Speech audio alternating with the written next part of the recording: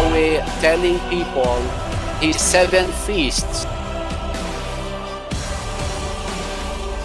Therefore hear me now, my children, and do not depart from the words of my mouth.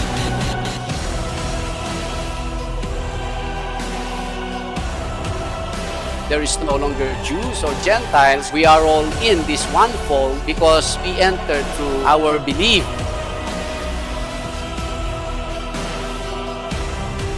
Keep your heart with all diligence, for out of it spring the issues of life. The Bible is teaching us about the urgency of time. Sa pagtanggap kay Kristo na siyang tagapagligtas.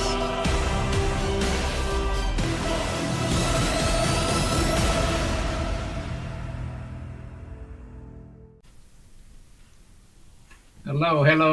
Welcome po sa ating programang The Bible Cafe. Good morning sa atin po dito sa may Western Hemisphere. Si Pastor Ram Gamboa po ito ng Calvary Chapel, Baguio City. At for the moment, co-broadcasting dito sa sa Las Vegas Satellite Studio. And welcome po to everyone. Diyan naman sa may bandang Orient, magandang gabi po. At welcome all dito sa ating programang The Bible Cafe. Alright. Ang Bible Cafe po, ito po yung programang we study the Bible. Yun po yung una nating ginagawa. At the moment, ang ating study ay nasa Book of Proverbs. And then later on, kung meron po kayong mga other inquiries, comments regarding sa ating napag-aralan or sa mga questions ninyo regarding sa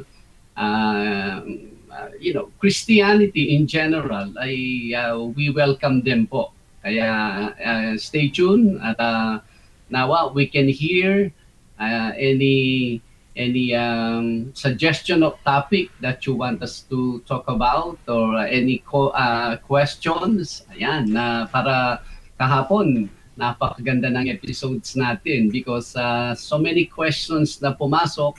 I really believe many of us learn from the discussion, interaction, ika nga. Salamat po once again si Pastor Ram Gamboa, welcoming everyone po. Mga kasama ko naman dyan sa Baguio City Studio. Ano na po ba ang oras natin dyan?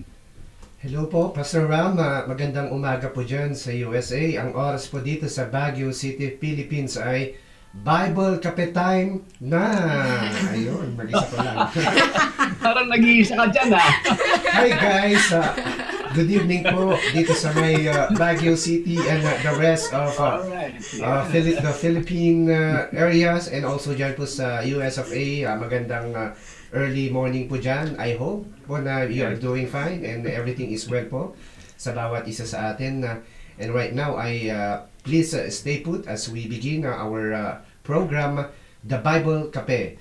Bible Cafe is brought to you by Calvary Chapel, Baguio City, in cooperation with Leader News Philippines, and wherein we answer some of your question or most of your personal questions that you have, even your inquiries regarding your Bible reading and also your personal experience or personal walk as a Christian. So as early as now, we would want to invite you to send in your questions, greetings, comments, and even your suggestions.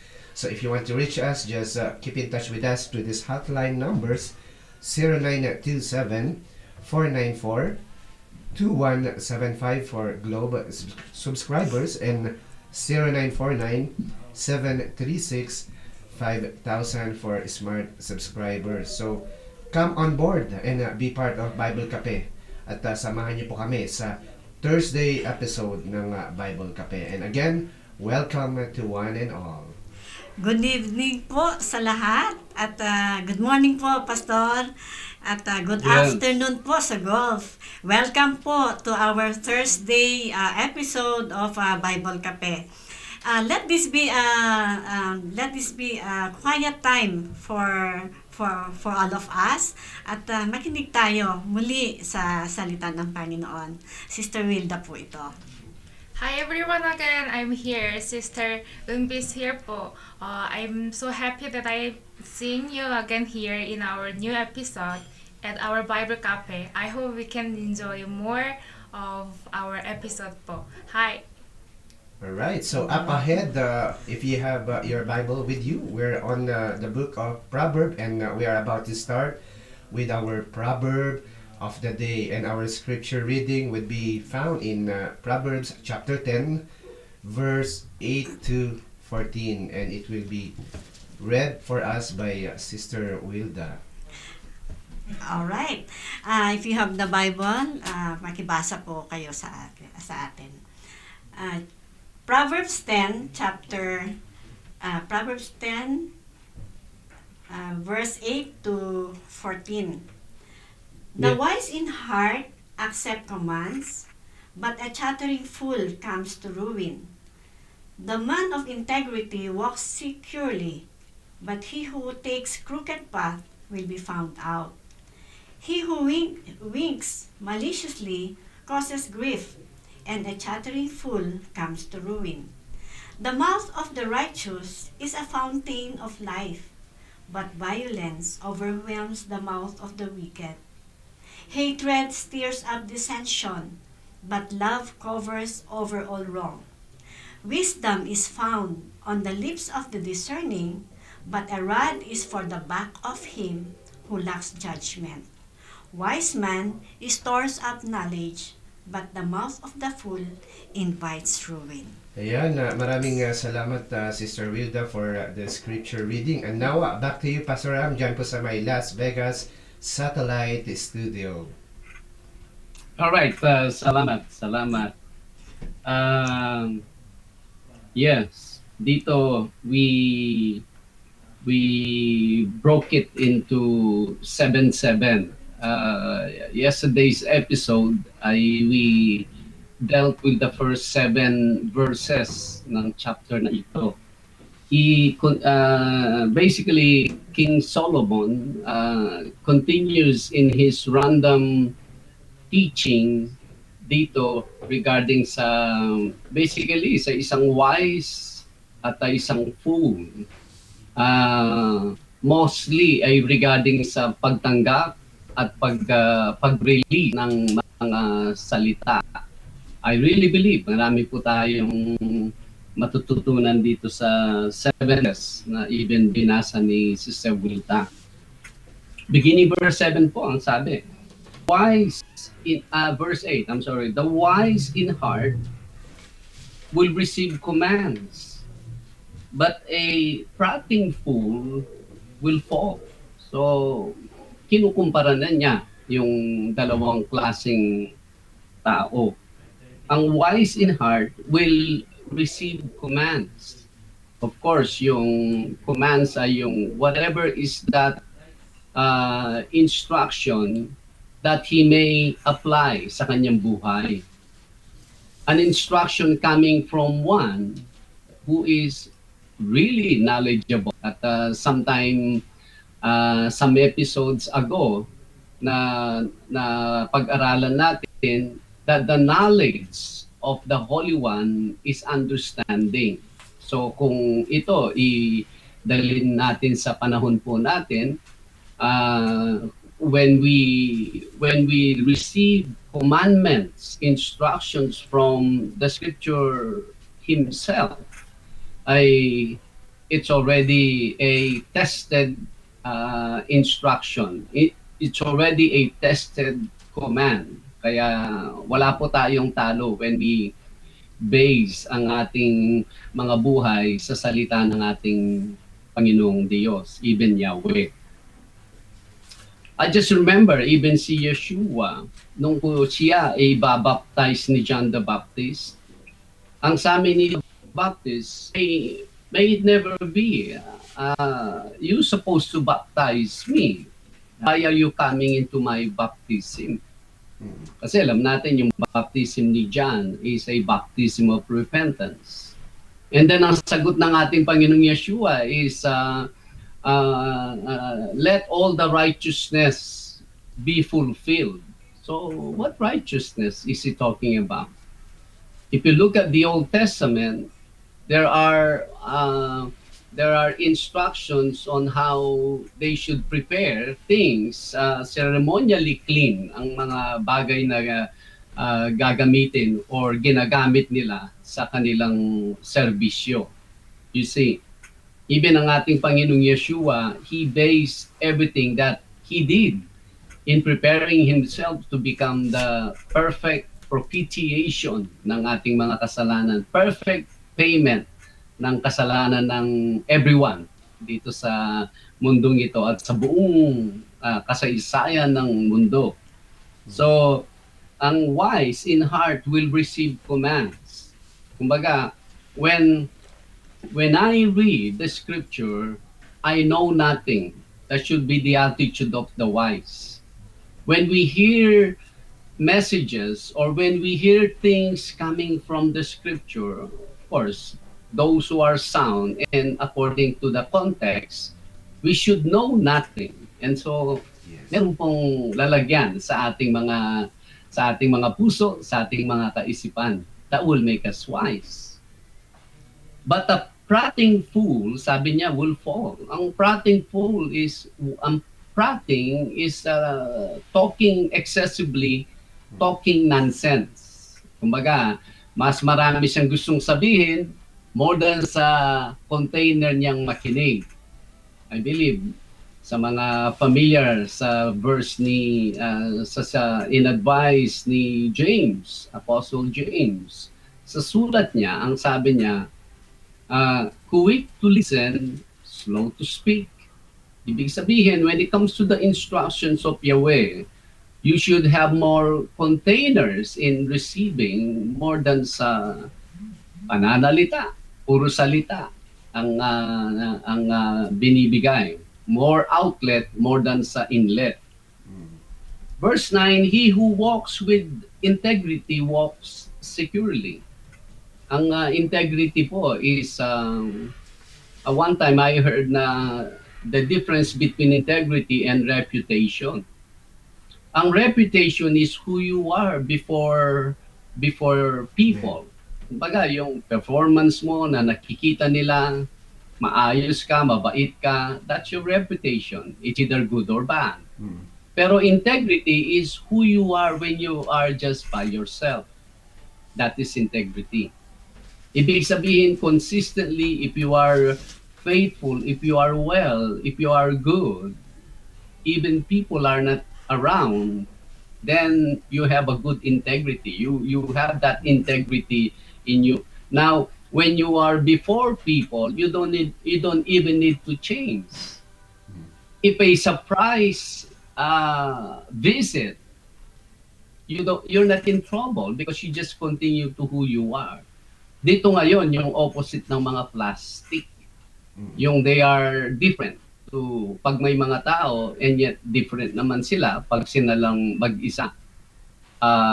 Definitely, yun po yung taong, some of them, they have a good rep before people, but they do not have necessarily integrity. Dahil pag sila lang mag-isa, iba naman sila. But but he who perverts his ways will become known. Ibig sabihin, kung sa sarili mo mismo ay hindi naman tama, kasi antithetic po siya, ino-contrast niya. Kung ikaw naman ay liko, pero nagkukunwari ka pag may mga tao, ay eventually, may expose po yan. At one time, meron po tayong kasamahan na pastor at siya ay nag-visit sa Korea. And then, itong mga kasama niyang mga Christians, they took him sa isang bathhouse para siyang nag-i-steam or sauna. Yes. And then pagpasok nila doon ay nude.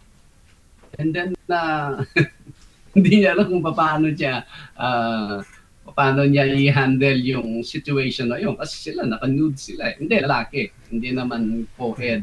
Opo. Ah, ah, I don't know kung I cannot remember ang nangyari sa kanya, but while he was telling me the story, tawa siya ng tawa.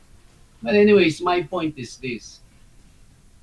Sometimes there are people who are more transparent than other people.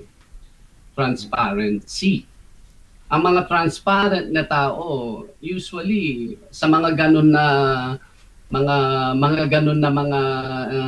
kumbaga, establishment or pagtitipon, it shows kung they're transparent or not. I believe so far bilang Pilipino, tayo yung pinakakuble. Maraming kinukuble na klaseng tao. Kaya nga I warn yung mga missionaries going to the Philippines. Yes. They always say, oh, mga Filipino, they're sweet. They're very accommodating, hospitable ang Filipino. May katotohanan po dyan. Mm-hmm. Pero kung hindi ka aware who are the Filipinos, then you will be able only to see yung surface niya. I'm not saying na masama yung nasa gitna o yung sa loob ng Pilipino. Actually, precious po yan. Parang ang Pilipino, tamales yan eh. Yung tamales natin dyan, yung marami siyang balot na dahon ng saging. Talagang as you open, sususpense ka eh. Kung, pag nandun ka na, wow, eto na, kamo. Kasi when you deal with Filipino, you should know how to get into the core of the person. I know, maybe it's just a nature ng mga Pilipino. Kung i-apply natin ang buhay natin, ay Adonai willing, nawa kung ano po yung panlabas natin, yun din yung sa loob natin. Kung ano yung sa loob natin, transparent tayo, nakikita sa when we fellowship with other people, whether church or outside the church, really doesn't matter. You hindi mo na you have to tell lang sarili mo ano na kasi yung impression ko sa mga taong to, mayaman ba ako? Ano bang impression ko sa no longer. Kasi kung sino ka, ikaw lang. That's good. You will have peace. And then sa verse 10, sabi niya, he who winks with the eye causes trouble. But a prating fool, again, no fault. Ito, dalawang klaseng kilos naman, they both get them in trouble. He who winks with his eye causes trouble. Kasi yung winking maliciously, ika nga sa translation ni Sister Wilda, ito kasi, pag ano sa Tagalog? Kindat, no? Nangingindat? Opo, kindat. O, tama po ba? Kindat. Kasi nagkindat ka, you are, parang you have some kind of not so good of an intention dun sa kinikindatan mo. I think gano'n ang paggamit sa kindat eh. Kung gano'n, ang sabi niya, trouble. It's either you will be troubled do sa kinindatan mo o yung outcome nung pag-agree nung kinindatan mo. So, trouble pa rin. And then, prating fool will fall. Ito na naman, yung sige, puro pangako ka, nangangako ka eh. Oo, kaya ko yan. And then, you fall. Kaya, yan ang mga people who prats about things na hindi naman pala, kumbaga sa isang kasabihan, over-promise but fail to deliver. Pwede po yan. Nonsense yung mga pananalita mo. 11, the mouth of the righteous is a well of life, but violence covers the mouth of the wicked. So unang-una, life po ang lumalabas sa bibig ng righteous. Ang life po, let's say, life is equals to sustenance. Life is equals to healing. Life is equals to give birth to another life. So yun po yung pananalita ng righteous. So kung magsalita ang righteous, it gives birth to another life. And pananalita ng righteous, it sustains that life. Pananalita ng righteous also heals life. So napakaganda po kung ito ay ma-possess natin. Actually, kung dadalhin natin sa panahon natin, the more candidate to be this kind of person are the Christians. Ang sabi ng Panginoon, I will give you water. But when you drink this water, it will spring up out of you. And so makikita sa iyo yung relationship mo. The spirit in you will be evident by the way you talk. So ang Kristiyano, when he or she talks, purposely, meron siyang goal every time, it should be a life. Life po ang pananalita ng mga Kristiyano. And then ang sabi niya, but the violence covers the mouth of the wicked. Ito naman, yung pananalita kasi ng wicked, say hindi po siya Christian, eventually, meron siyang sinisira opposite niyan. Meron siyang sinisira, meron siyang pinuput down, of course, ang naitataas niya ang kanyang sarili, eventually, mag-trouble po will come to that kind of talk. Now, anong gagawin natin para we can at least identify ourselves sa isang righteous? Well, for one is know the Bible. Know the Bible. Lahat ng napo-formulate natin sa isip natin that goes out of our mouth is actually biblical. Bible-based ang ating pananalita. If it is not Bible-based, try to hold yourself in many things, especially opinions na hindi po siya dumaan sa Bible. Then you become righteous when it comes to the way you talk. Meaning, any moment, if you're releasing a statement or opinion, if one will stop you and say, stop, saan po sa Bible that you are basing what you are saying? Sa isang well-versed na Kristiyano should be able to, okay, give me time, may ano yan sa Bible, and then you can show it later. Dapat po, yan ang ating ultimate goal, the way we talk, because righteous talks, life ang lumalabas sa isang righteous. At least meron po tayong yung parang awareness na hindi lang pala nagsasalita. Huwag nating sayangin yung sayangin yung ating pananalita. Sayang. Kumbaga, isang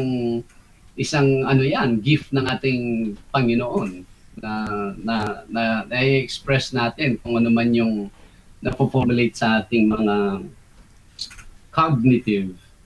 Now, ang sabi po niya sa 12, hatred stirs up strife, but love covers all sins.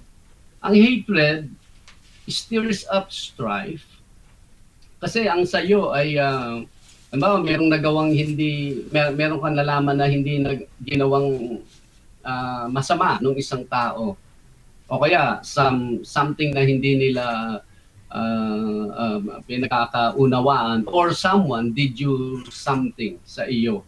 Kung hatred ka, ang pananalita mo niyan is it's either retaliate or you're exposing people's mistakes or you're spreading people's some kind of yung maling activity.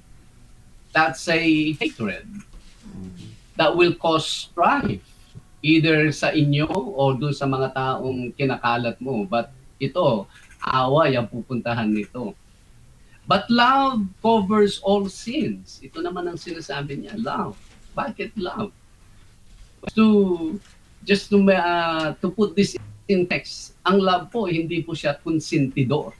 Kumbaga, ito kasi yung naging isang avenue na misinterpret ang grace eh.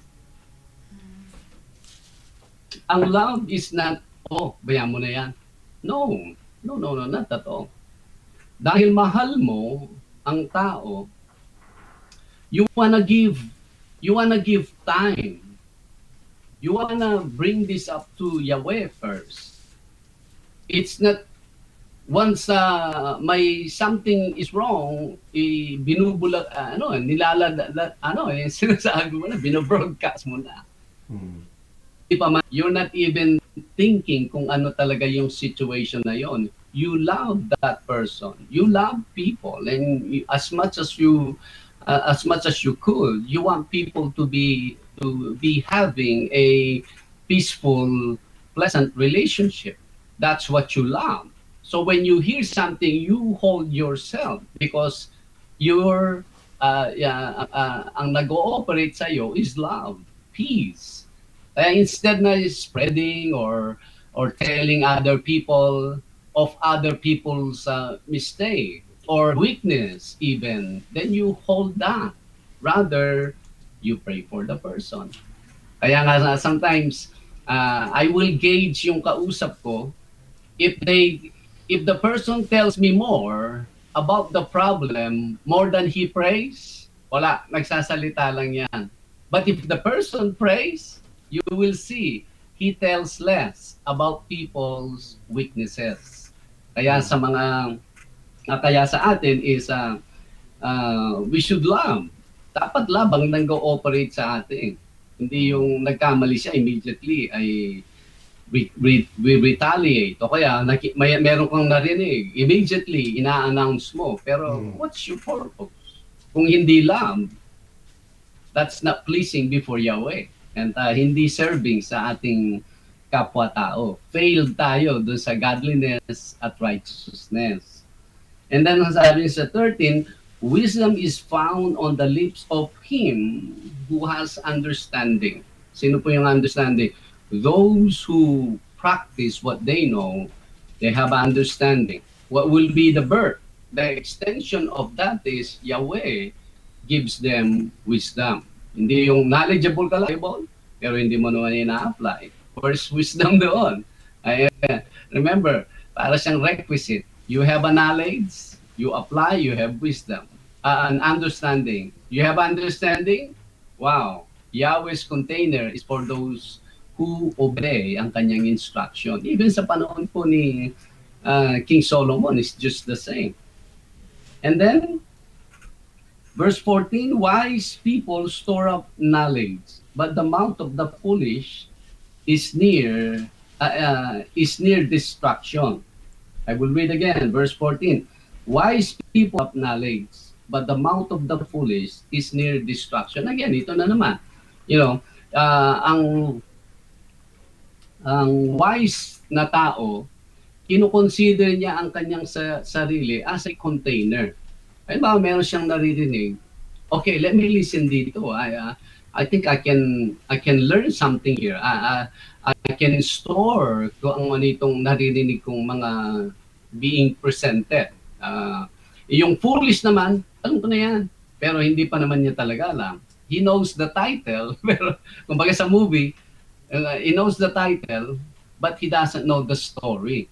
Kaya the more we listen is the more nagiging malalim tayo to an area na ating kumbaga naririnig sa mga iba't ibang klaseng presentation. Of course, yung mga related sa salita ng Diyos or related sa buhay ng tao mismo. I believe ito mismo ang ating pong ginagawa dito sa Bible Cafe. And kaya nga, may Yahweh help us to continue ang program na ito po. And so marami pa din, especially kayo po, that you continue to watch and listen. Nawa, ito po ay avenue na we can exchange knowledge. We can bring to you, you can bring to us, and Yahweh will help us to make it all complete. Yan. Salamat po. That is our proverb of the day. Salamat po. Ayan, maraming salamat po, Pastor. Ika nga, less talk is less mistake unless it's more on biblical things. Ang pag-usapan ay mas nakakabuti sa isang Pwede. Yeah. tao. Yun, Pastor. Ayan. And Yes. one quick question, Pastor, yung yung being an accomplice, yung kunyari, ikaw yung nakindatan. Actually, pag kinikindatan nga, merong parang scheme na ginagawa yung isang tao eh. What if, Pastor, kung ikaw yung accomplice, kinindatan ka, tapos you parang sumunod ka sa gusto mangyari nung nag-win? Isn't that something din na kapag ka may end result nun ay kasama ka sa kung ano yung mangyayari? Yes, yes. Magiging casualty ka Opo, sa casualty. ganun na klaseng mga tao. Yes. Kaya dito, kaya nga simply, we read the Proverbs, we give a little explanation, then we know the people around us. Alam natin yung sometimes ang mga tao, kasi yung pag-wink, yung pagkindat, not necessarily kindat na now these days eh. May mga taong, hindi, sa atin lang yan, akong bahala sa'yo. That's a kindat. Di ba? Pag sinabi niya, akong bahala sa'yo, huwag mo nang basta mamaya. Iabot ko na lang yung share mo dyan. Yun. Okay. Yan, kindat po yun eh.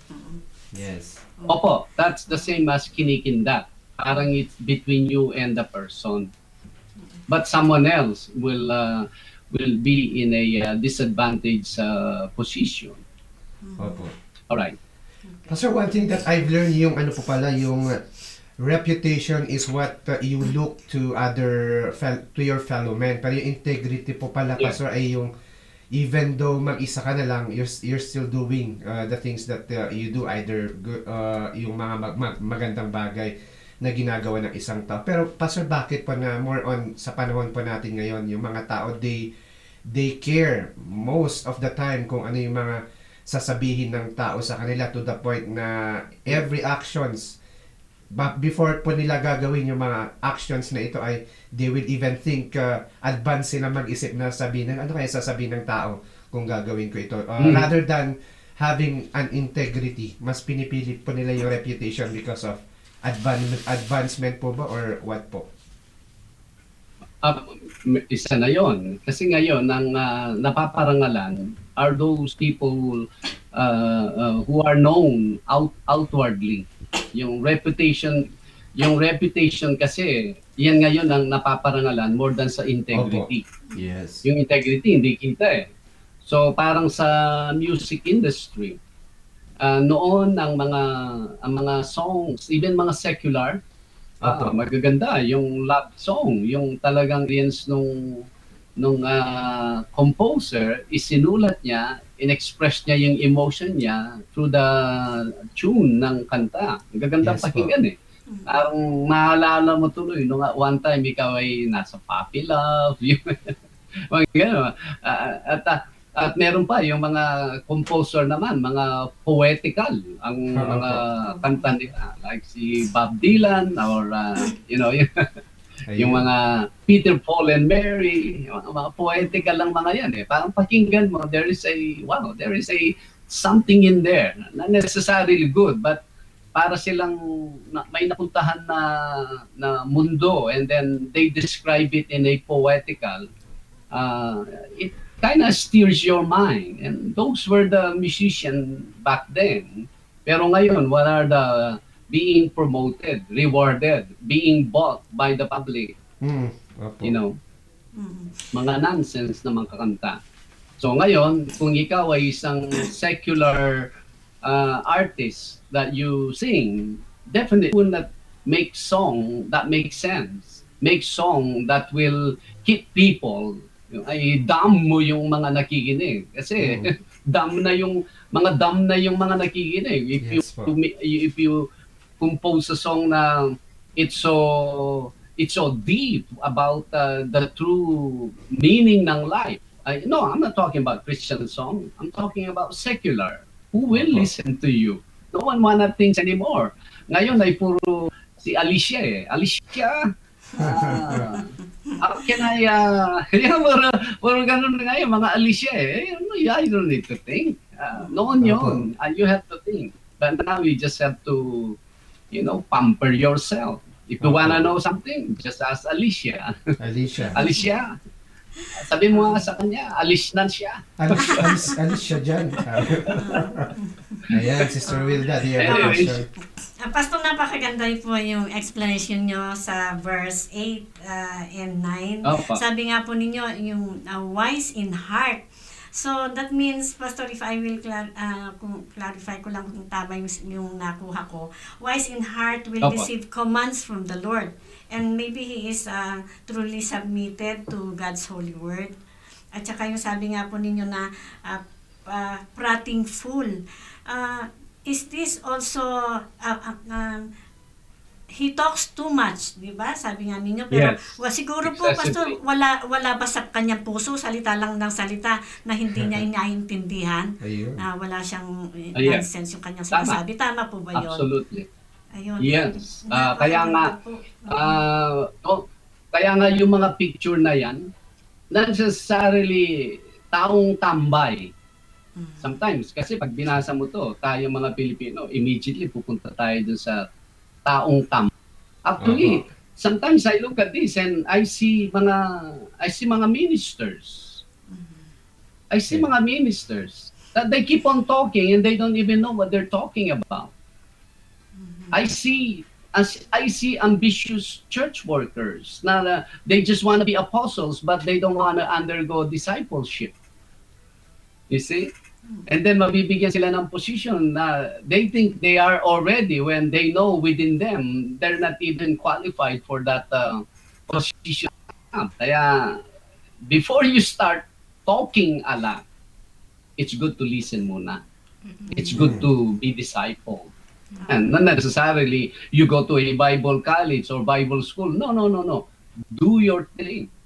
Read and read and read.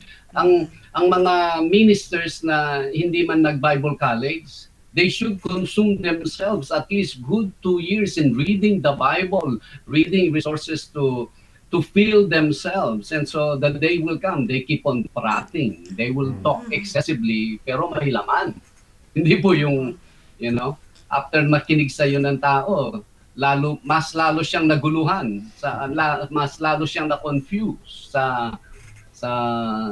about sa salita ng Diyos. Kaya from tambay na walang magawa, pag nag-shot na sila, talking na sila ng talking, hanggang doon sa pulpito, hanggang tao nakatayo sa pulpito.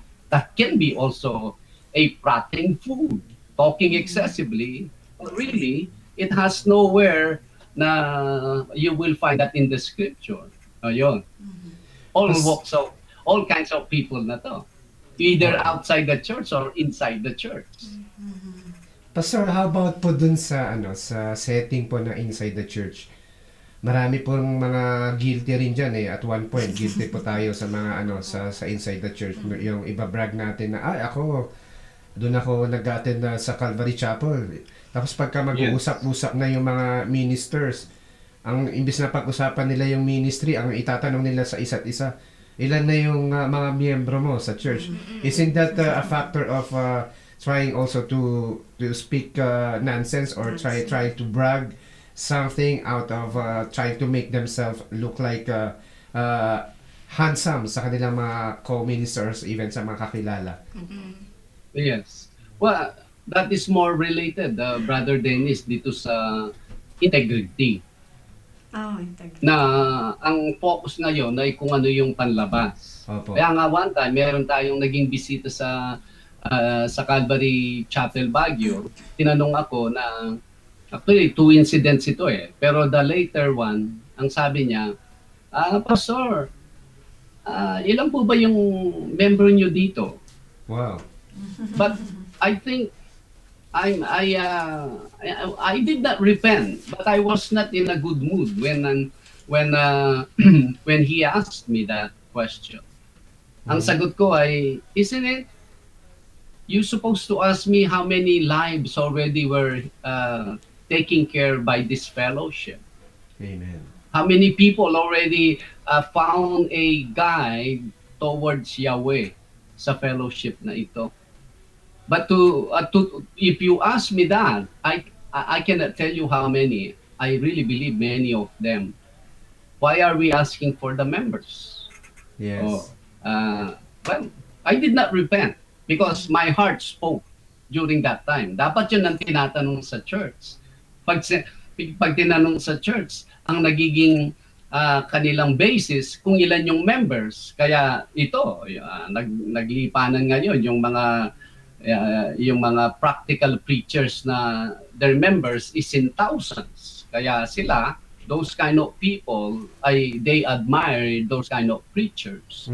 Kaya dapat kung tayo ay really into the Word of God, it's not the number, it's the life that's being corrected, straightened, guided towards the kingdom of Yahweh. Yun po ang church.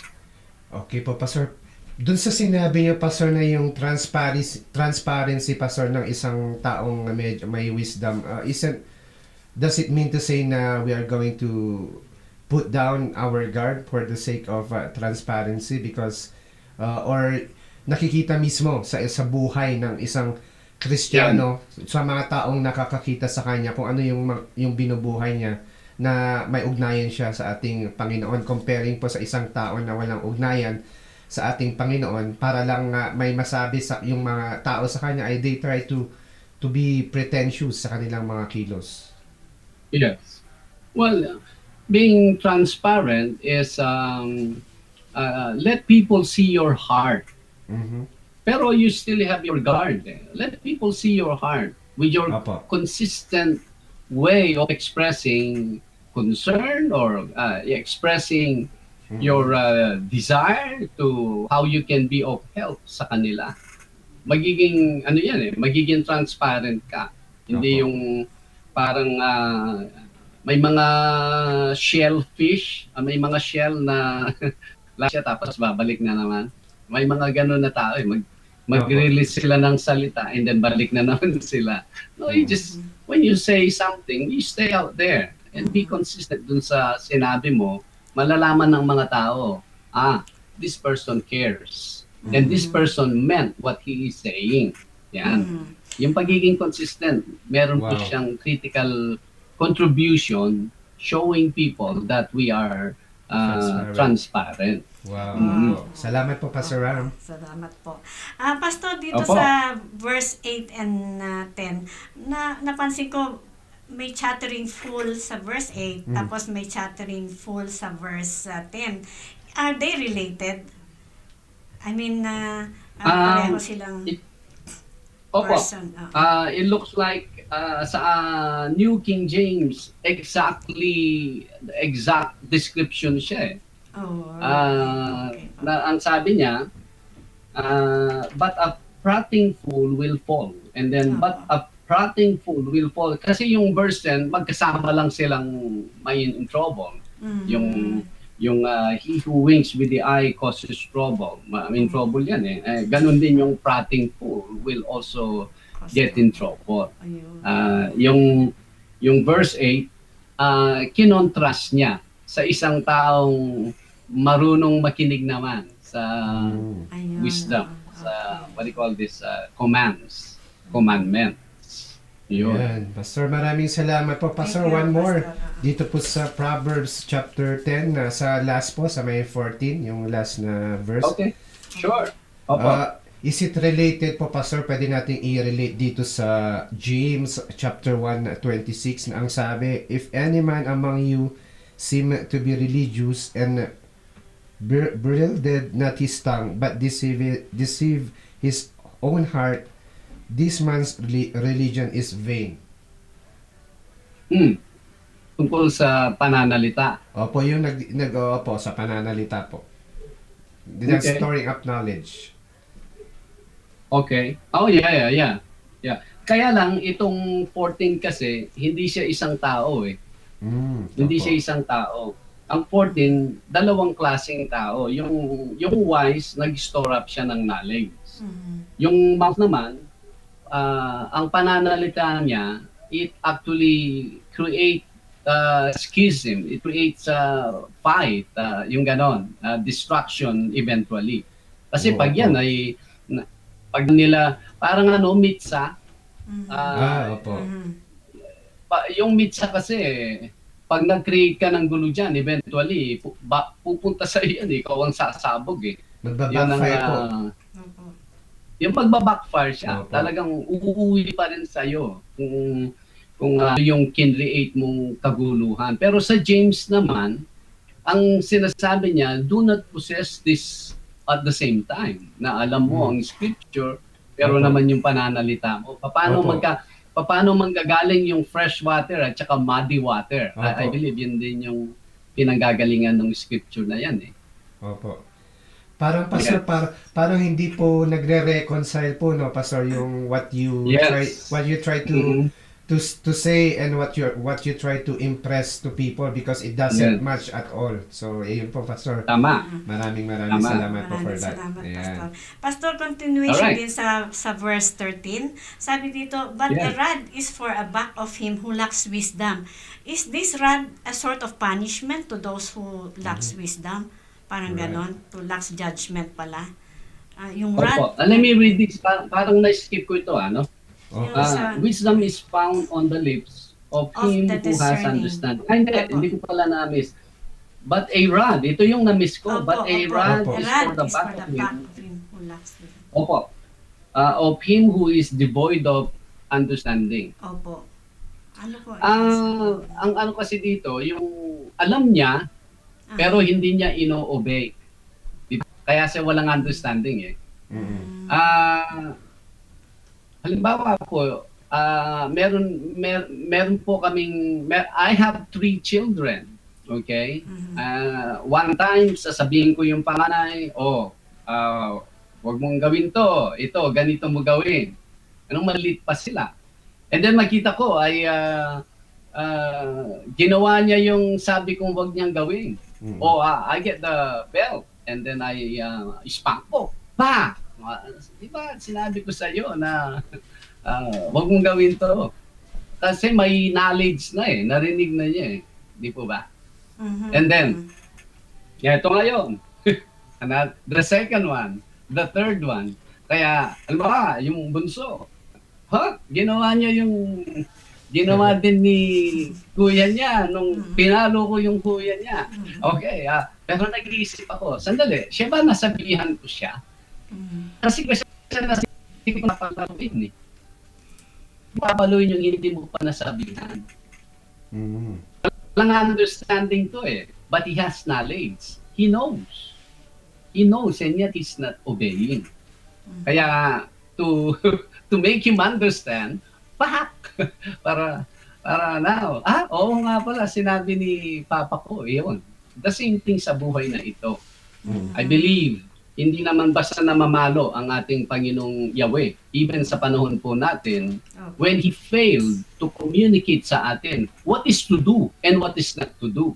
Kaya this is so beautiful. Sa mga taong they have a copy of the Bible and those who read and then they obey, they have understanding. Pero those who just know it and not obeying it, wala silang understanding. That's why the rod belongs to their back. Yun ang mga napapalo eh. Actually, last night, it was a beautiful message by Pastor Louis na he preached about the consequence ng kasalanan na nagagawa ng isang tao. Yung kasalanan natin, nagawa natin some time ago, and then yung consequences will get to us. That is a palo in the back. Kasi alam mo, and yet you did not do it. You're supposed to avoid, and yet you did it. You're supposed to do it, yet you refrain from doing it. Yan naman. Ang dalawang classes kasi yan eh. Kaya opo, ang 13, but a rod is for the back of him who is devoid of understanding. Alam mo, you're not doing it. Yan. Opo. Ayan. Salamat po, Pastor. Yung sa una po, sabi niya, Pastor, wisdom is found on the lips of the discerning. So when a person has wisdom, it can be found in her lips. I mean, the words they speak Yes. reveal the wisdom they possess. Wow. Opo. Yes. So, That's the wonder that's the wonder po ng obedience. When you obey, each one of us, every one of us when we obey, we create container of God's wisdom in us. That's why some of us are more knowledgeable, or some of us possess more wisdom than others. That's how you see some of us were taken in a room that we can grab as much as He wants us to know. Nasa disposal ni Yahweh ang wisdom. Kung mapansin po ninyo, even sa sulat ni James, for those who lack of knowledge, lack of wisdom, ask, sabi niya. So, who will you ask? You will not ask your neighbor. You will not ask your teacher. You ask Yahweh, because it is in His disposal. Yan po ang alam nating wisdom. Sige po, meron pa tayong gustong sabihin kanina. Connected ba ito, Pastor, sa Matthew 12:34? Sabi niya, out of the abundance of the heart, the mouth speaks. Hindi po. Ang sinasabi nung verse na yan ay kung ano lang yung nasa puso ng tao, yan ang lumalabas. Pwedeng foolishness ang lumalabas sa bibig ng tao. You know, that person. Kung ano yung nasa puso. Puro material things. O yan. Puro worry. Yan ang kung ano lang yung nasa puso, yan ang lalabas sa bibig. Yan. Ayan. So, Pastor Berry, it's very essential po pala, Pastor, na having the heart of being an empty container every time po na meron pong mga bagay na gusto po nating malaman regarding sa ating Panginoong Diyos. Yun po yung mga taong binibless po ng ating Panginoon ng mga wisdom na even the textbook or even kahit na pumasok ka sa graduate school or even mga bachelors ay hindi mo po mahahanap. Tama. Halimbawa, I teach my children that. Halimbawa, alam ko yung papunta sa isang place. Alam ko, I know how to get there. Pero pag may nakausap akong taong taga doon talaga sila, local sila sa area na yon, ang itatanong ko, how do they get there? Pero ako, I know a way to get there. So, itanong mo yung taga doon, but how do you get there? Buti nagtanong ka, yung mga tourist, dito sila dumadaan It's a long way. Actually, may daan dyan, napakabilis Nandun ka, see, you increase in knowledge. Yes, amen. Hindi yung meron ka lang alam na isang one way, alam ko na yan. At saka, yan, galing na ako doon. At saka dito ako dumadaan, sasabihin ng local sa'yo. Alright.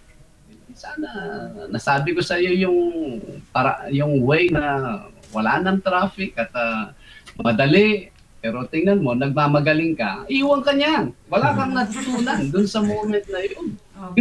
hindi mo na utilize, hindi mo na maximize yung opportunity.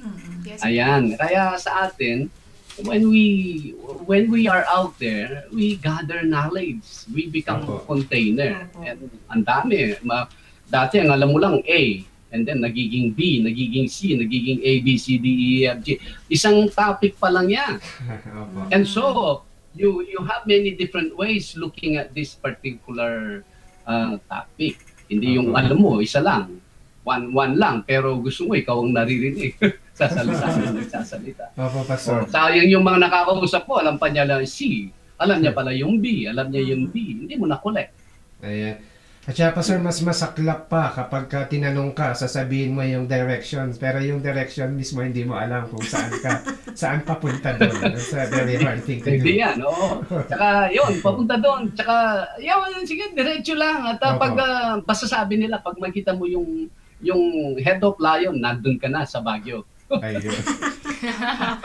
Ayan. Maraming salamat po, Pastor Ram. And it's like 5.5 minutes before our first hour together dito po sa Bible Cafe. And sa inyo po na ngayon lang po nag-view or nanood dito sa Facebook, dito sa Leader News Philippines. You're watching Bible Cafe Live over Facebook. And we are aired every Mondays through Fridays from 9 to 11 and sometimes earlier po. So, right now, we encourage you to please drop in your questions. Nang sa gayon po ay meron po tayong mga fresh topics na mapag-uusapan. And on the lighter side, Pastor, we're up to our greetings for tonight.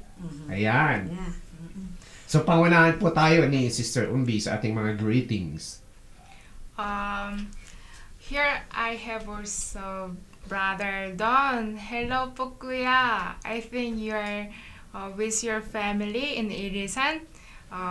Nice to see you here again.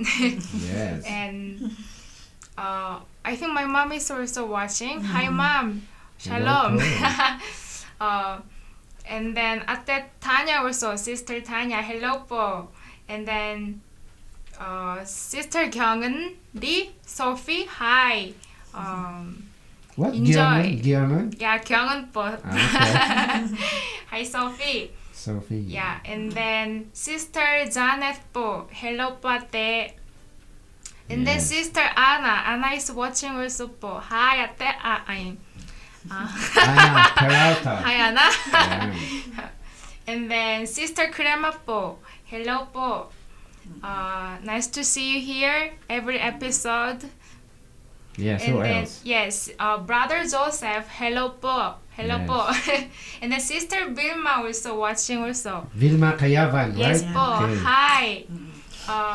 Sister Malu, hi tita, I miss you. How are you there? Ayun, Sister Hello Malu. po. Maybe I think Uncle Fernando is watching with you. Hi. Hi. And then Sister Tess, tita, hi. Ayun.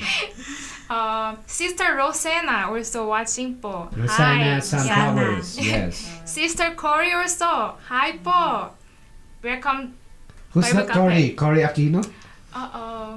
Cory. Cory Guevara po. Alright. Yes. Hello po. Welcome. Sister Kathrina po.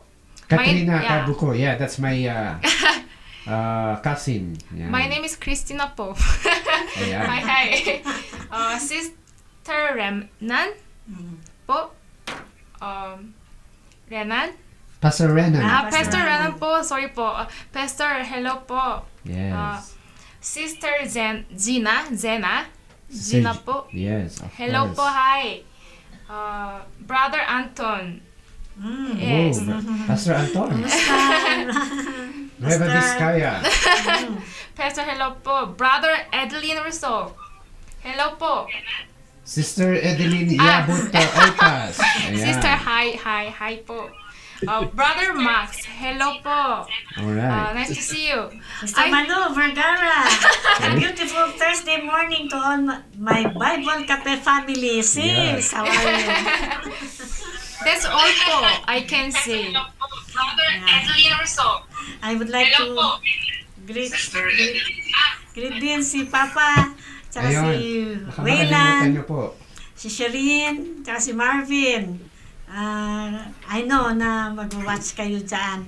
Even si Sister Tilet sa GTRL family sa Saudi.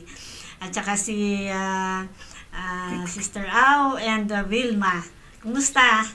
I Ayan. would like also to greet for Sister si Ma'am Pen, tsaka si Dr. Fe. Yan.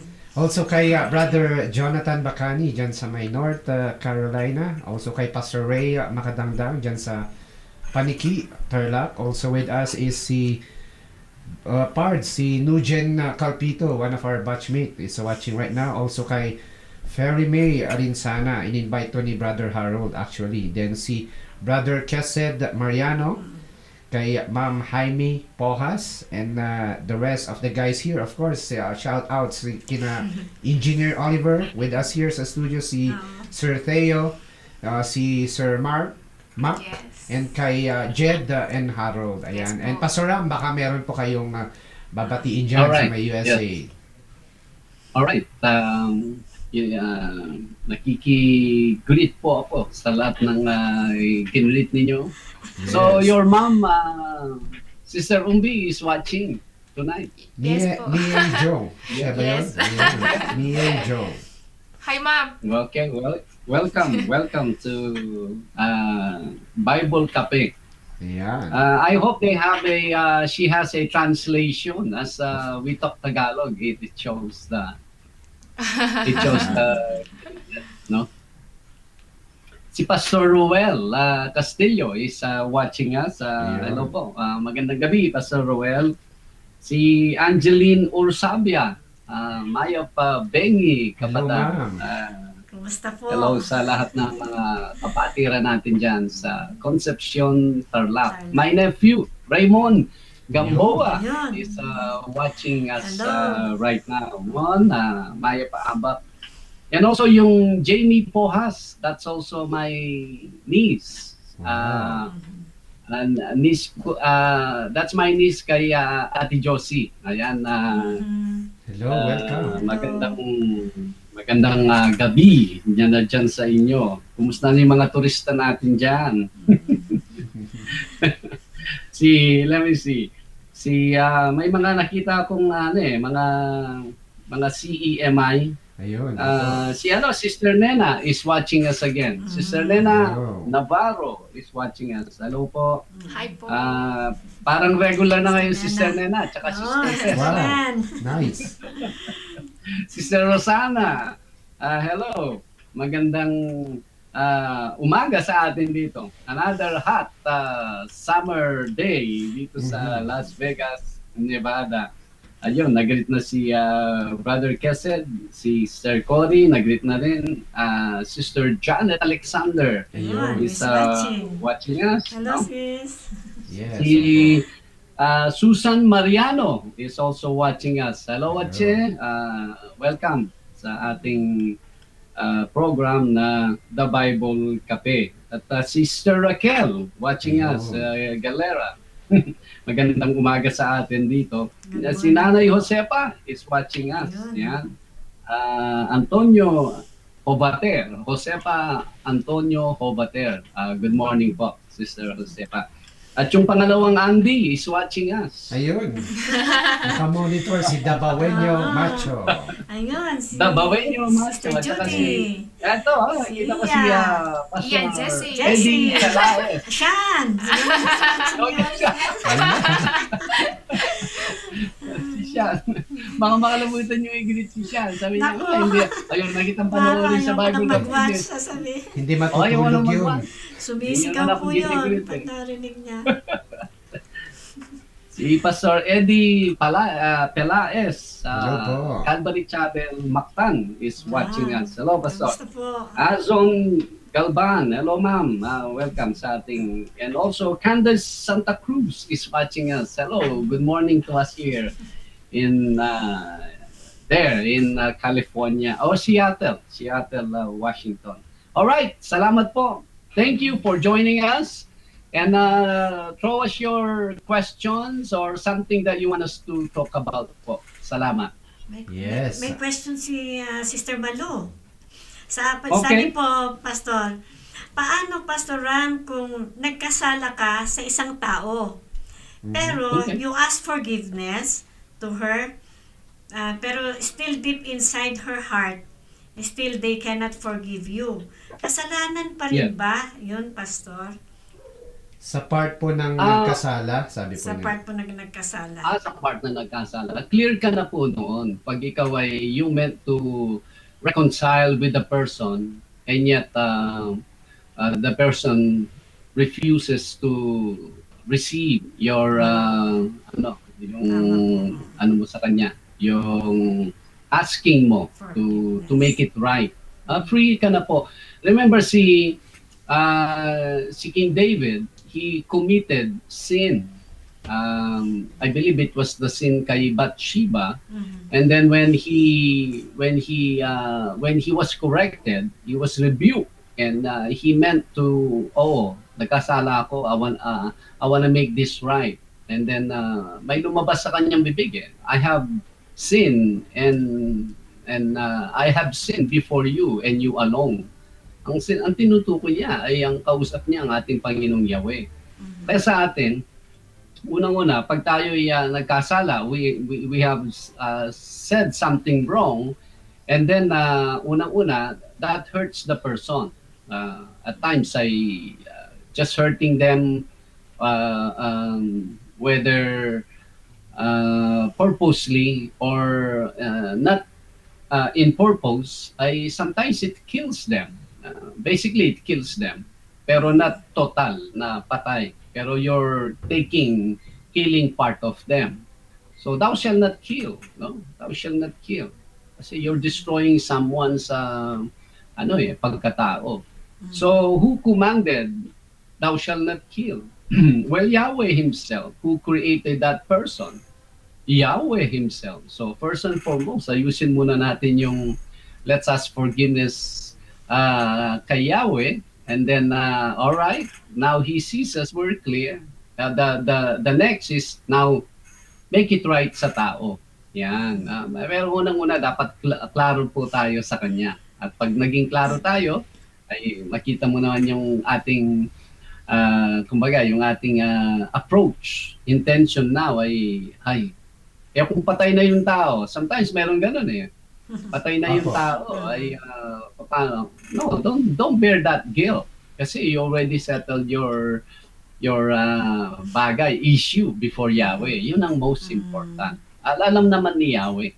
Kahit napatay na yung tao, there is no way na you can ask forgiveness from the person. Alam ni Yahweh, kung buhay lang yun, you will really do that. Kaya don't let guilt finds room sa atin. Kung we truly realize na nagkasala tayo and now we wanna make it right before Yahweh and before our fellow man. Ayan, maraming salamat, Pastor. Actually po, Pastor, we have like two backlog questions from yesterday's episode, and before Sister Unbi and Sister Wilda's going to read the two questions is, sabi po ni Sister Malu Vergara, hello po mga sis, salamat and I miss you all. Regards everyone to our Calvary Church family there. Ayan, Sister Malu, na-miss rin po namin yung luto nyo, yung napakasarap na luto nyo dito sa church natin. Ayan, ingat po kayo dyan. Also kay Sister Cory Guevara Ollado, sabi po niya, good morning po Pastor Ram at sa mga kapatid natin dito sa Vegas.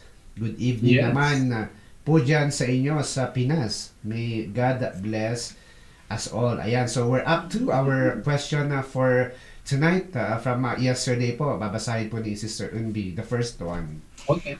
I have a question from Sister Crema po, Pastor. Okay. Yeah, let me read it po. How do you translate po, Pastor Ram, sa singing young proper worship based on the Old Testament requirement? Salamat po. Okay. Yung yan yung naaral natin kahapon about the sacrifices, na yung three main sacrifices na tinutukoy sa Old Testament. Yung sin offering, follows by peace offering, follows by burnt offering. And three of them, they are required different order. And yet three of them, they have one commonality, na you have to drain the blood of the animal before you can do any of the requirements given. Now, yung blood speaks of the life. Yung sa buhay natin ngayon, yung preference natin. Kumbaga, sa buhay na ito, dapat yung preference natin, unti-unti ay inaalis na natin yan sa buhay. Yung desire natin nandoon. Iba yung desire, iba yung preference. Kasi sometimes magdi-desire ka ay Yahweh, give me a place to sleep. That's your desire. And preference mo ngayon, dapat double deck. Kaya dapat yung maganda yung cushion niya. Saka dapat yung tahimik, at saka dapat yung gano'n, yung may privacy ka, yun na yung preference mo. But your desire is to have a place to sleep in. Di ba? Magkaiba po yung desire at saka iba yung preference. So back to the songs that we sing na base dun sa Old Testament instructions ni Yahweh on how to offer sacrifice sa Kanya. Well, for one is look at the lyrics ng mga kanta natin. Marami sa mga nakukompose na mga songs ngayon for the sake of to sell. for the intention of to sell. For the intention of habang mainit yung group na yan, ay anything na kinreate nila, nandun yung mga musical instrument, well, professionally put together, ay arranged by their talented people, ay they can continue to sell. At sometimes we buy them, we listen to them, we even sing them sa church. Pero have we considered yung mga lines niya?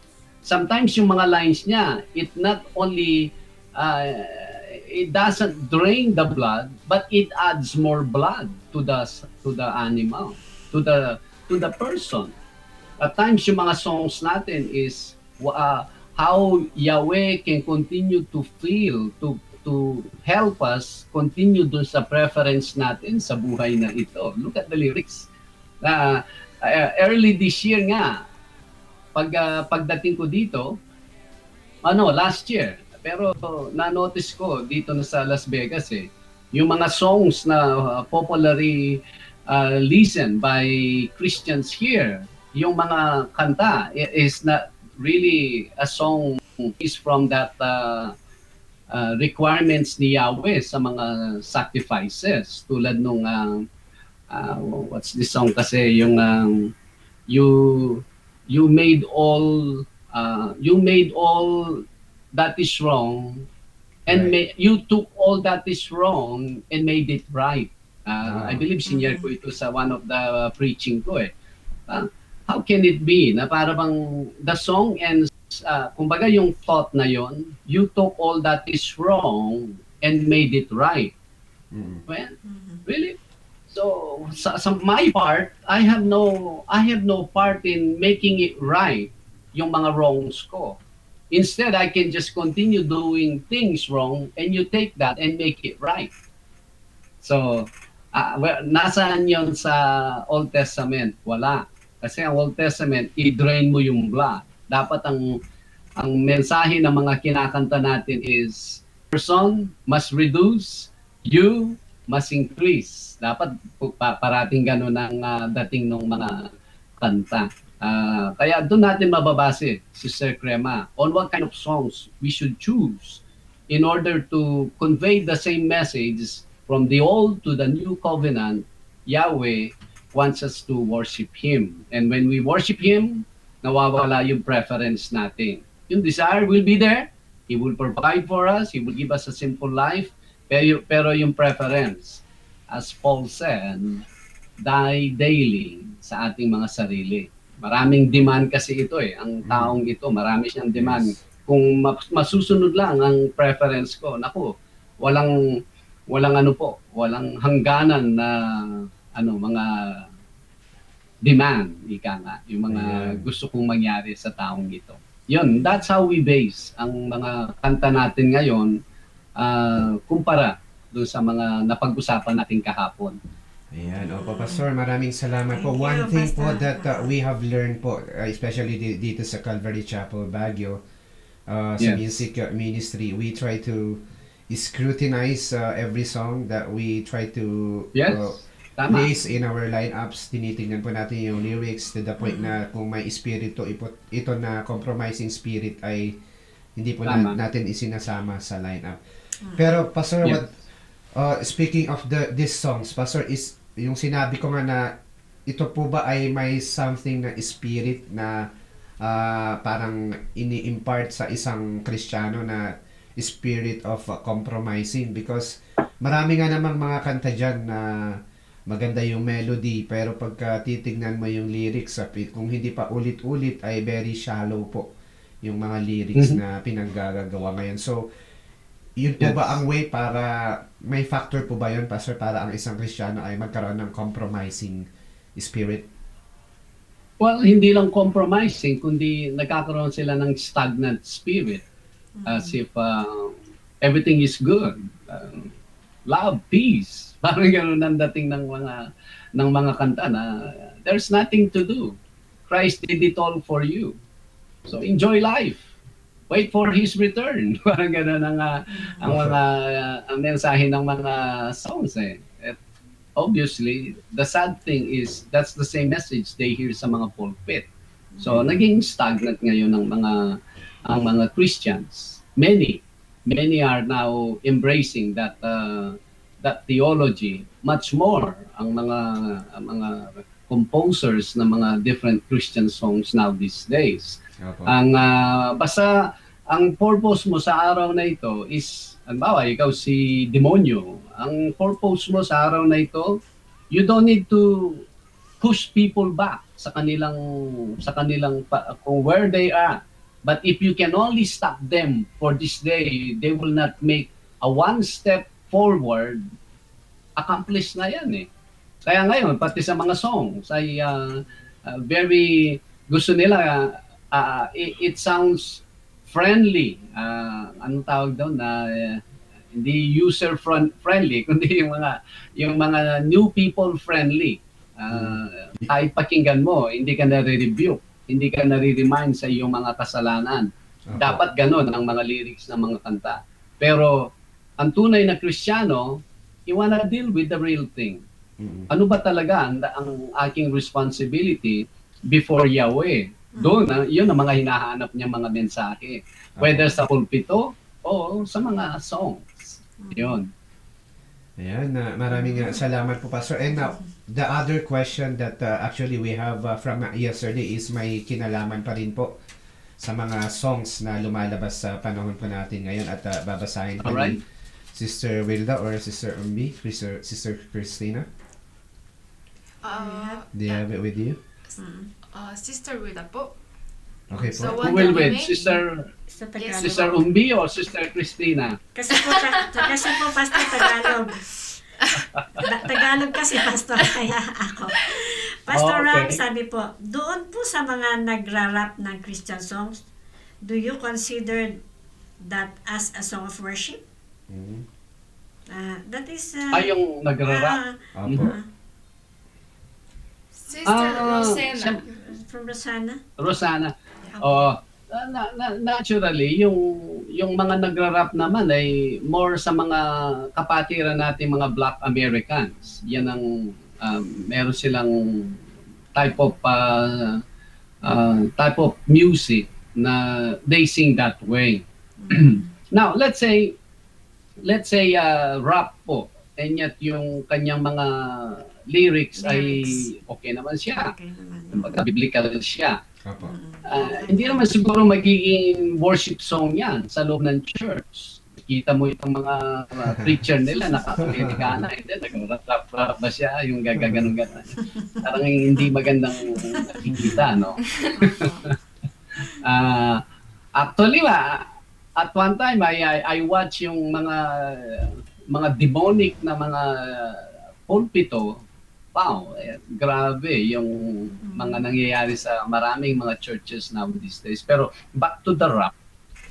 Alam natin maraming mga kabataan, they're into music, they're into rap, di po ba? So now we can use a bridge to convey the message sa kanila. We will not now bring sa kanila yung a cappella, yung mga hymnal, that is so foreign sa kanila. Now, only if we can create a bridge to convey something sa kanila and yet doon sa kanilang familiar method. The familiar type of music na they usually listen. O siyempre, yan. Rap to parang maayos siya pagka-arrange. Pakinggan ko nga. And then as they listen, iba yung mensahe. So now, you presented the gospel. Now that will be the bridge. Now we can slowly bring them here. Not necessarily gawin mo siya ng cowboy na Black American siya. Country. They will not accept Western song. Parang tayo dyan sa Baguio. Ang most received na klaseng music ay sabi nga, para silang nasa some kind of tavern, no? Tavern. Yung ganyan kaya pag sumakay ka ng taxi, ganun ang music, alam mo, mga locals yan, mga locals. ang mga Black Americans kasi, iba yung mga type nila. Tsaka pag marinig nila rap, parang, huy, sa amin yan. Parang, there's something that it adds to who they are. Well, yeah. Now, we can use that vehicle now to convey the message, but it's not for us to dwell dun sa kampong yan. Yes. Ayan, may mga dapat particular purpose lang when we create music that is familiar sa kanila. Ayan, para naman hindi yung pag pinresent mo sa kanila, hymnal, wala na, para mo lang tinulak sila. Okay. But when you compose rap music to bring them here, hindi yung you go there and join them just to sell records. You continue creating rap rap gospel. Ay, parang hindi siya in the spirit. Generally, whether Black American ka o Caucasian ka o Asian ka, Opo. parang merong neutral na kind of music na pwedeng pakinggan ng mga Christians. Kahit anong background siya, anong race siya na pinanggagalingan niya. Pero ang rap ay parang they go in a particular kind of people lang. Opo. Maraming salamat po, Pastor, regarding po sa rap. I think, is it safe na sabihin po natin na if you want to evangelize the gospel, you need to be more creative kasi ang parang tinatarget natin dito is kung Pwede. ano yung genre Opo. na pinakikinggan Yes. ng mga kabataan. Opo. Especially Yeah. sa panahon po noon, nahilig rin po ako sa rap eh. So, music is a powerful vehicle para makasumpong po yung Tama. mga tao. Pero, I think I agree po sa inyo na wag magdidwell doon kasi kung vehicle lang siya tapos yun at yun, Tama. hindi po magiging mature Tama. yung growth Yes. ng isang Kristiyano. Pero, not taking away sa mga rap songs, medyo, yung iba naman po ay medyo decente, maganda, tapos yung mga lyrics is okay. Maybe we Okay. just need to Yes. scrutinize po talaga kung ano yung lyric, kung ano yung message ng song, and Especially the lyrics. yeah, let's be responsible for ourselves kasi at the end of the day, tayo rin po at tayo yung masisway kung tayo ay lilingat or hindi magiging maingat sa mga music na pinapakinggan po Tama. natin. Ayan.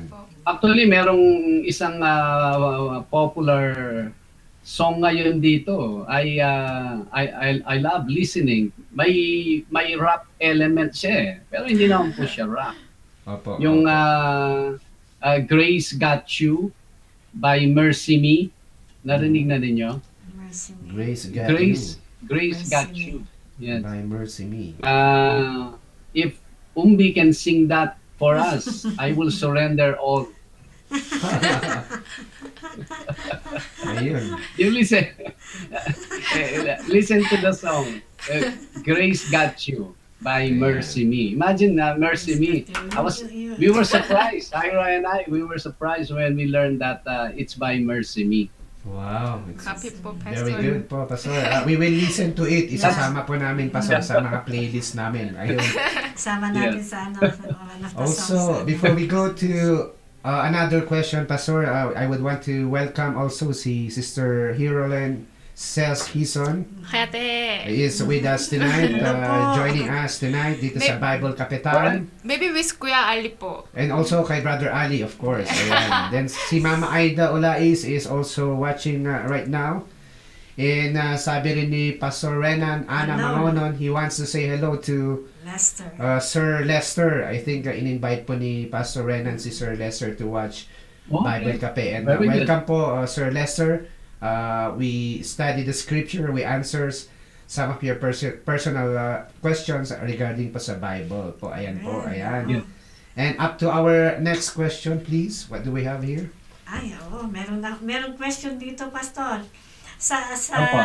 Exodus 4 verse Oh. 24 to 26, Okay. sabi dito, Zipporah described her husband, Moses, as a husband of blood. Why? Ayan. Sa Exodus 4, Exodus 4, 24 to 26. okay, 24 to 26. And it came to pass on the way at the encampment that the Lord met him and sought to kill him.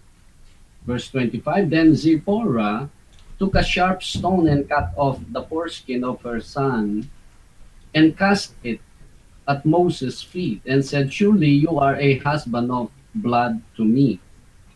So he let him go. Then she said, you are a husband of blood because of the circumcision. Actually, nandito po yung answer pala eh. Because of circumcision. Referring to circumcision. Nung pong when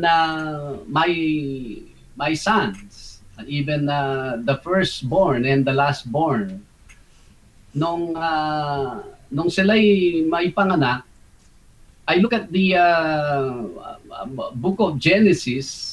The instruction is to circumcise the child, male child, at the 8th day.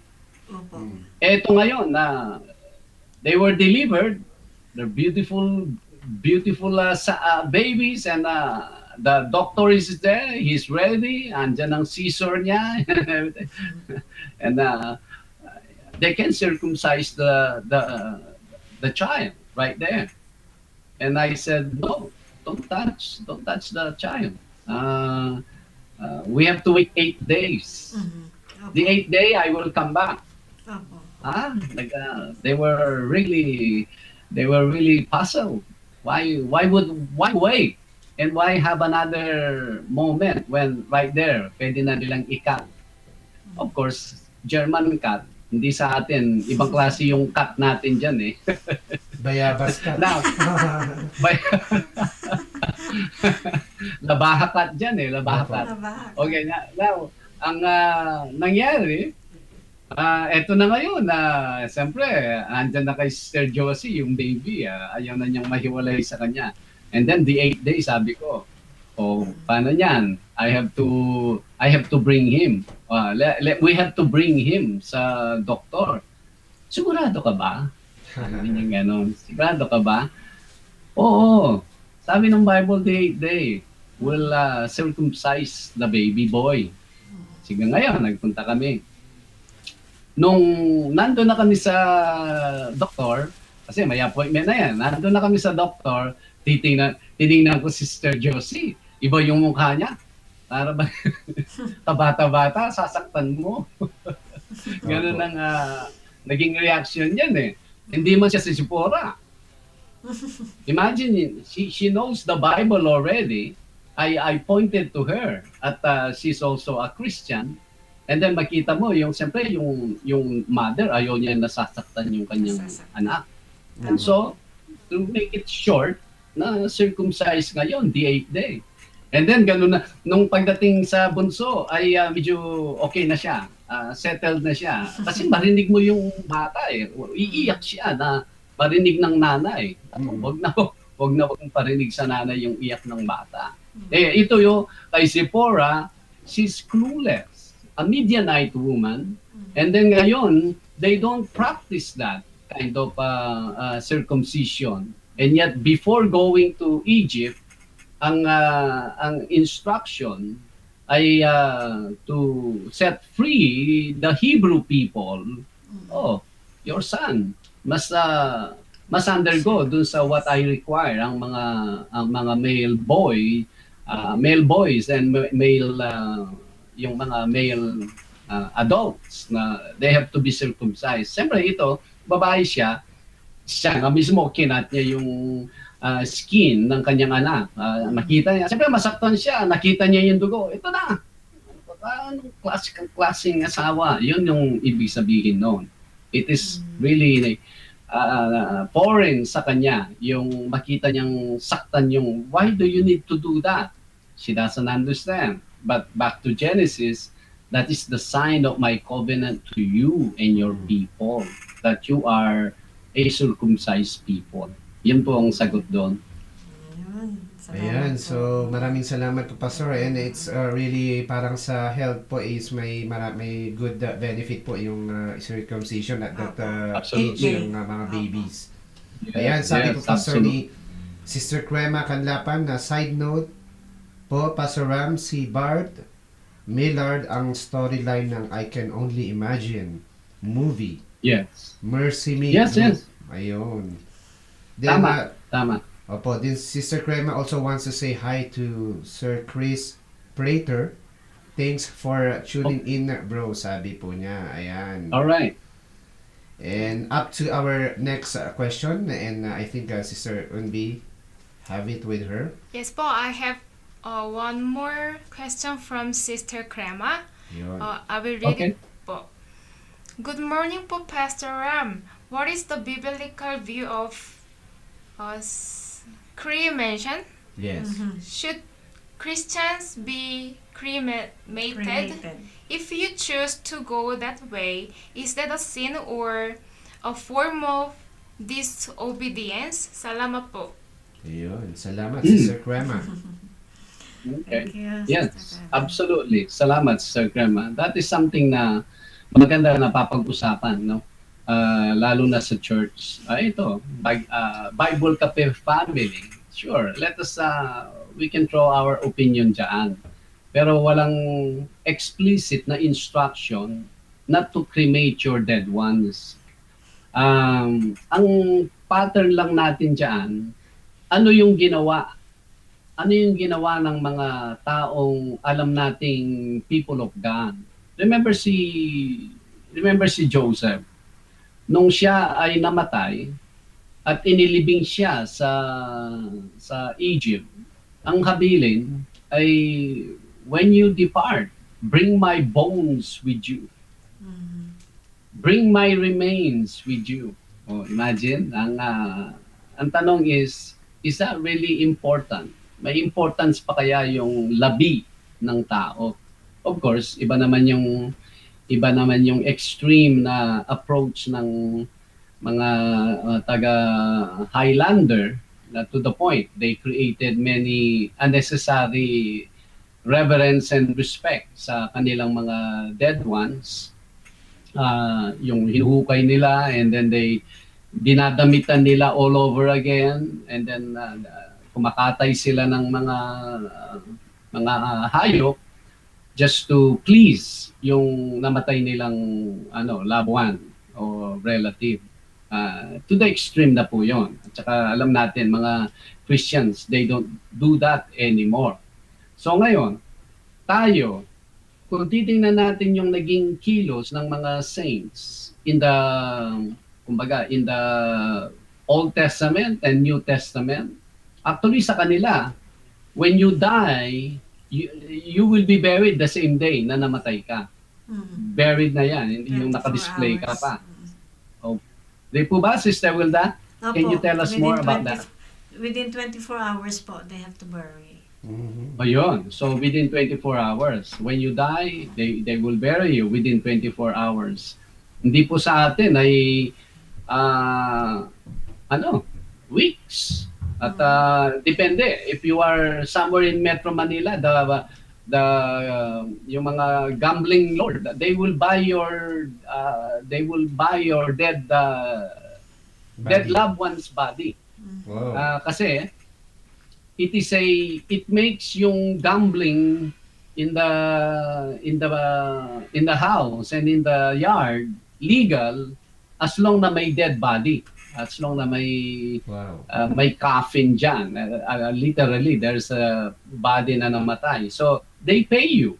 Kasi halimbawa, 3 days, pwede nang ilibing yan. They pay you to inject more, anong tawag doon, yung to keep him, para ma-preserve siya to the max. I don't know, 3 weeks na nandyan siya, kung pwede pa 3 weeks. Kasi may mga ang mga tao sumusugan. Kaya iba, no? Iba yung kaalaman nating mga Gentiles. Pero ngayon, kung titingnan natin sila, wala po tayong makitang record, account na sa mga Old Testament people of God and New Testament na nagpasunog. Ang magpasunog is a new thing. Pero in the old, these are pagan practices.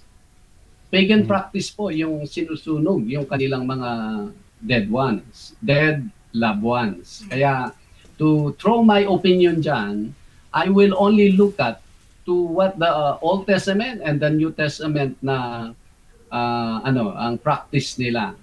Imagine, even nga si Joseph Arimathea, kumbaga, yung where they will rest their body when they die, they really prepare a place for them. Kaya they consider that precious na hindi po nila sinusunog ang kanilang mga loved ones.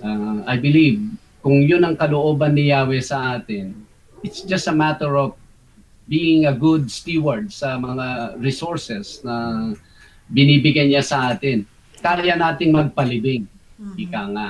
And Yes, now, kung if you really wanna prepare yourself, marami ng mga, anong tawag doon, yung mga plans, memorial plans, Opo. tama po ba? Memorial. Oh yeah. Pwede ka nang bumili. I-advance mo na. Yung iba kasi hindi sila prepared and then there you go. Mas mura daw po kasi pastor pagka kapag ganun yung setup pagka ipapasunog parang mas nakakamura po yata sila. I'm not sure. Yes. Opo. Now, kung at one time just because we don't wanna have more children, nagano kami ni my lovely wife, Sister Josie, na sino yung how can we stop? Sinong magpapa-ligate siya o magpapa-vasectomy ako? And then na-convince niya ako. Okay. O sige, pumayag na ako. And then nag-doctor's visit, nag-inquire ako. And then sa kakatanong ko sa doktor, I've realized saan pumupunta yung sperm pag vasectomize yung, I don't know if that's the term, sa isang lalaki. Pag lumabas pala sa that moment, ay babalik siya sa katawan mo.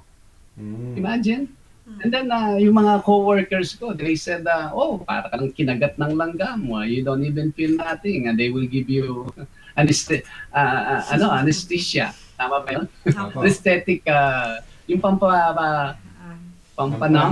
Opo. Pampanam. Now, nalaman ko, I asked them, alam nyo ba kung saan pumupunta yung sperm nyo ngayon na hindi nila alam?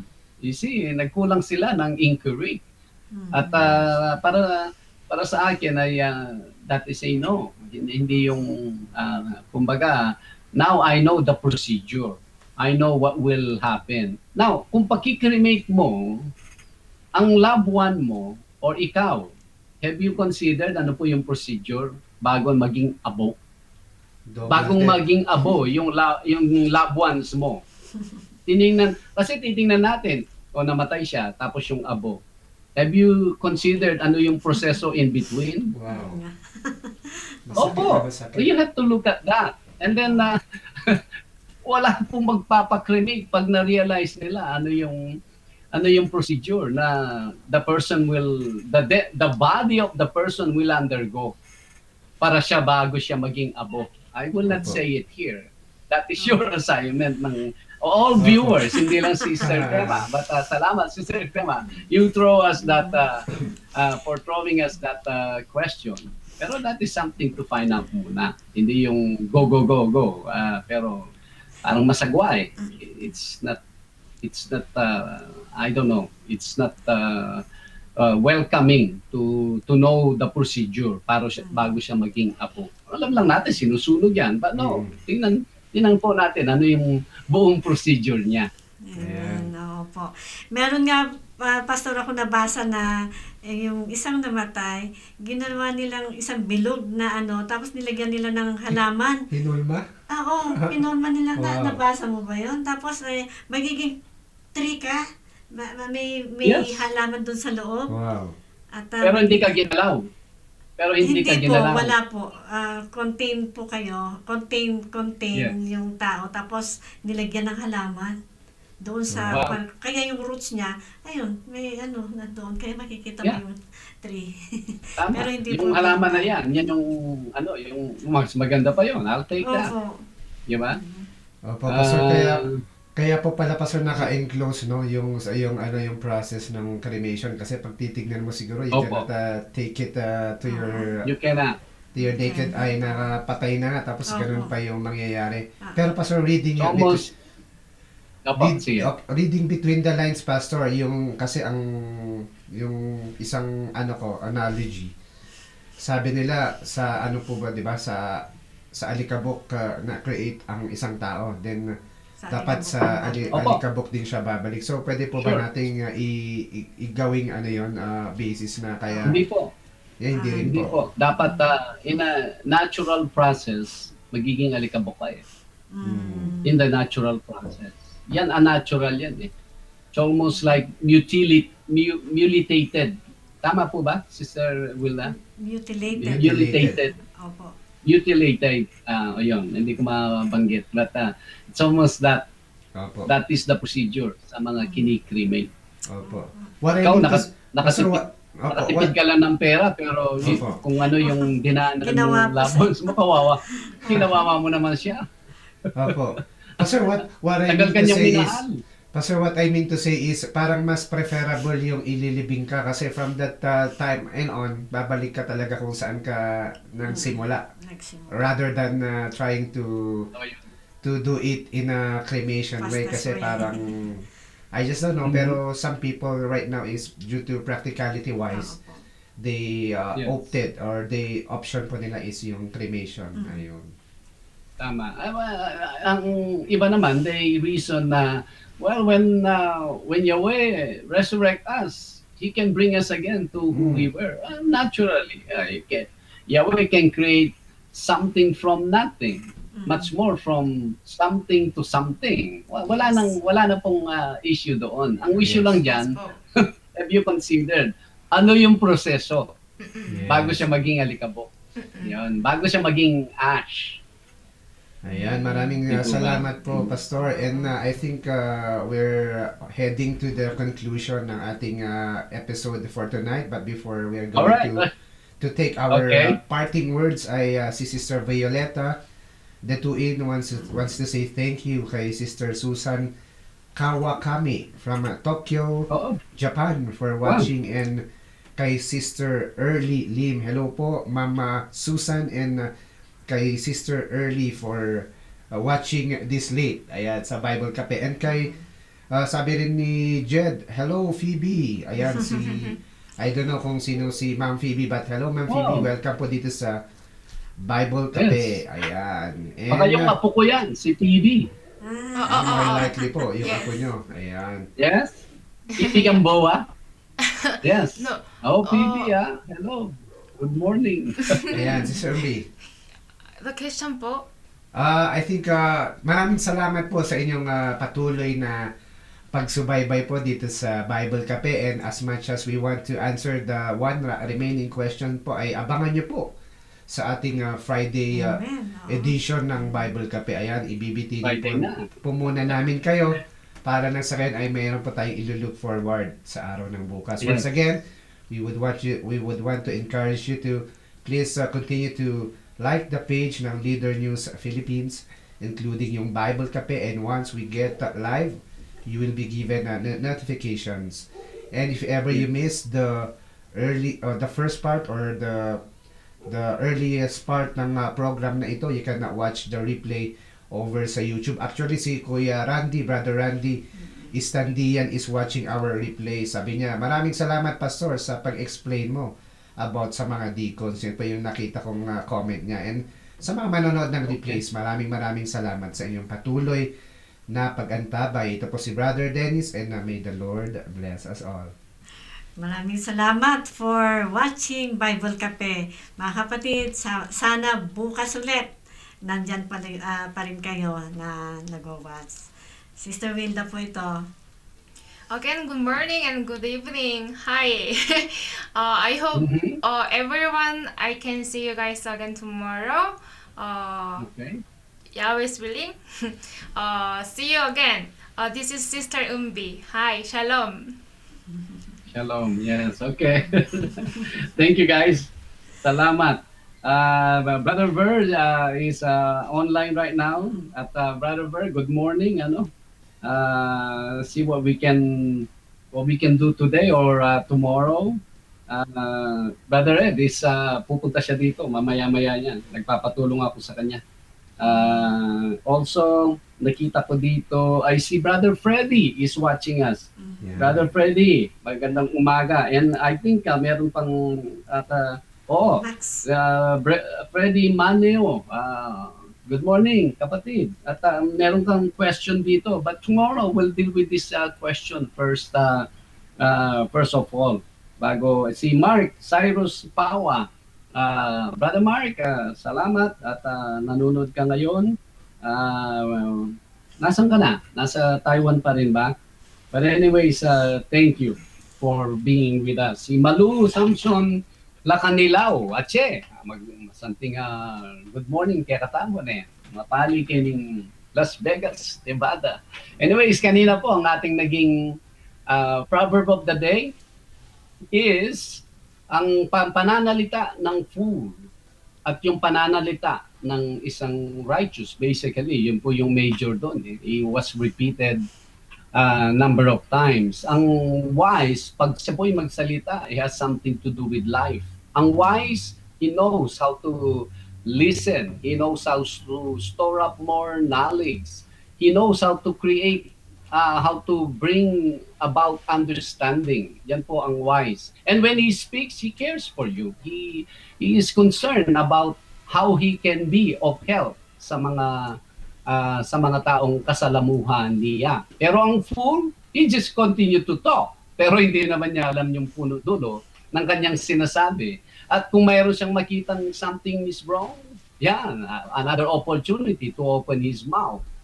That is a fool that creates strife. Away ang kalalabasan niyan. Pero ang wise, she has love in her. Kahit na mali, kahit siya na yung na-offend, he keeps it to himself. He keeps it to herself because he doesn't want to destroy that person, either one who did something, said something to him, or one who did something to other people. That is love. You know, hindi mo ibubuklatin yan para lalo pang bumaho. That's what we learn from the proverb today. Hopefully, our challenge ngayon is let's learn more of the Bible, and everything that comes out sa ating mga bibig is biblically based. Pag biblically based, that is life. It's either will bring another life, or it's either will sustain life, or pwede rin po siyang will heal the current situation ng ating mga kausap. Isn't that well? Magiging evangelical po tayo pag ganon. Tayo ay biblically based sa pag-iisip, gano'n na rin sa pananalita. Salamat po for staying with us, even sa mga late nag-tune in. Welcome po at hopefully, Adonai willing, we'll see you po tomorrow. As we always say, mabuhay po tayo sa pangalan ng ating Panginoong Yahweh. And everyone, may I say Shalom. Shalom. Shalom. Yahweh telling people his 7 feasts. Therefore, hear me now, my children, and do not depart from the words of my mouth.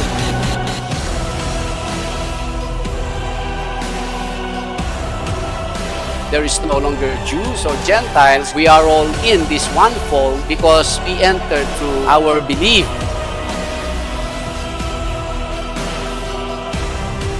Keep your heart with all diligence, for out of it spring the issues of life. The Bible is teaching us about the urgency of time.